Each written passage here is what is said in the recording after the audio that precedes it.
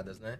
Luiz, a aviação... se você tivesse hoje de frente com um menino de 18 anos que tá começando a investir. Falei um menino porque eu já tô perto dos 40.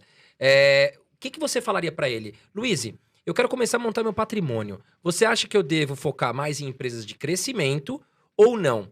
Foco mais nas empresas que pagam bons dividendos, que são mais estáveis. Lembrando que ele tá começando, né? O que você acha sobre isso? Olha, eu daria a mesma dica, eu faria exatamente a mesma coisa que o meu pai fez pra mim. Ele me deu essas ações da Ultrapar. Por 2 ou 3 anos, eu só tive ações da Ultrapar na minha carteira. Porque com R$300 eu comprava ainda no fracionário essas ações. Então, o que é muito importante pra gente? É muito melhor você ter poucas empresas na carteira e muitas ações dessas empresas do que um caminhão de empresa na carteira com pouquíssimas ações de cada uma. Porque fazendo isso, o que acontece? Você não ganha nem na valorização, certo? O que você ganhar vai ser irrisório e não ganha nem com o dividendo. Então, até o Warren Buffett fala, tem uma frase ótima que dizem que é dele, né? Hoje em dia, qualquer coisa no mercado que falam, dizem que é do Warren Buffett.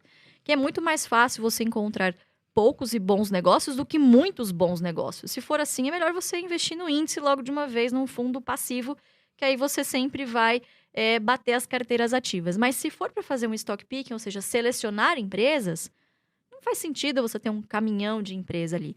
Então, para esse jovem que está começando, eu diria, poxa, pega esses seus R$200. Inclusive, eu trouxe até aqui um breve simulador que a gente tem na nossa plataforma que chama GF+, é um simulador histórico.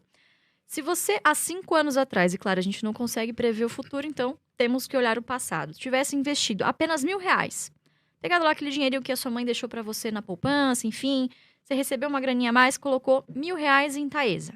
E aí, todo mês se comprometeu, ao invés de colocar R$250 na poupança, a colocar na sua carteira previdenciária na Bolsa de Valores, na empresa Taesa. Enfim, porque é uma empresa, como já disse aqui, que tem suas receitas corrigidas pela inflação. Então, teoricamente, é uma boa empresa para você se defender da inflação. Em apenas 5 anos, você teria acumulado R$30.800 em patrimônio. Sendo que você teria desembolsado 16 mil. Mas como assim? Eu tirei 16 mil do bolso e tenho 30? Como que isso é possível? 1, tempo, só com paciência e disciplina. E 2, reinvestimento dos dividendos, tá? Então, 16 mil teria saído do seu bolso, 5.900 teria saído do bolso da Taesa, te patrocinando ali todo ano para você pegar esse dinheiro e reinvestindo e construindo um patrimônio aí de R$30.000. Isso na poupança jamais seria. Infelizmente, jamais seria possível, né? E o que eu acho bacana que você tá falando, essa questão toda de... eu escuto muito isso que o André falou, todo dia no meu Instagram. Por exemplo, Carol, eu tenho R$500, mas eu não faz sentido eu investir, não vai dar pra nada. Ou então, aqueles R$100 eu prefiro ir no restaurante, gastar ou no bar, tudo. E muitas vezes, você tá lá no bar, com um monte de gente que não te acrescenta nada, torrando o seu cartão de crédito, torrando dinheiro. E a gente vê muito isso, infelizmente. E o que eu vejo em você e também no seu pai? Vocês não são de ostentar, né? Eu não vejo uma... Não. Assim, não que eu seja contra, porque eu acho que cada um faz o que quer. Mas não vejo você falar de Lamborghini, não vejo Ferrari, não vejo, assim, grandes ostentações. E hoje, tem aquelas pessoas que são ricas e gostam muito de ostentar.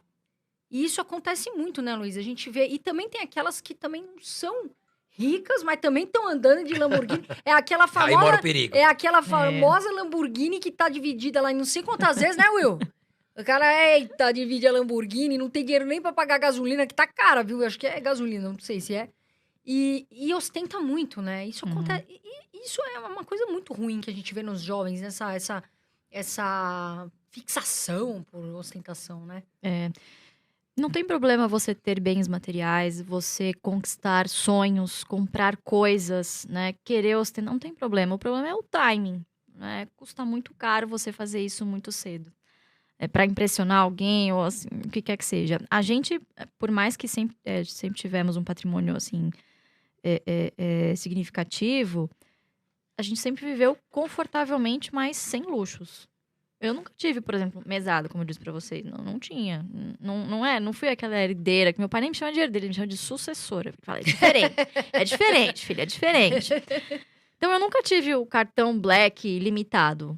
Não, meu pai sempre me forçou a querer que eu conquistasse as minhas coisas, né? Porque cavalo dado não se olha os dentes Com e você também não certeza. valoriza muito, né? Então, ele sempre puxou a minha orelha nesse sentido de estudar, correr atrás, fazer o que você ama. Ele nunca, de maneira alguma, me forçou a ser sucessora dele, de maneira alguma. Isso aconteceu de maneira muito natural, acho que estava no sangue mesmo, tinha que acontecer. Então, a gente sempre viveu muito confortavelmente e muito disso tem a ver com a história humilde dele. Ele cresceu de uma maneira muito pobre mesmo, né? A minha avó veio da Espanha, imigrante, uma mão na frente e outra atrás, comeu comida do lixo para que ele pudesse comer comida fresca. Então, algumas histórias assim que ele conta, sabe, pessoal, que como que você vai gastar dinheiro com uma Lamborghini se seu primeiro banho quente foi aos 10 anos? Sim. E que Sabe? bonito saber essa história do Barsi, porque isso serve de lição de casa, né? Que nem nossos pais também. Meu pai veio de Portugal também sem nada, né? A gente vê as histórias antigas e isso faz muito, muito parte da formação, né? Do mindset, da mentalidade, né? Das pessoas.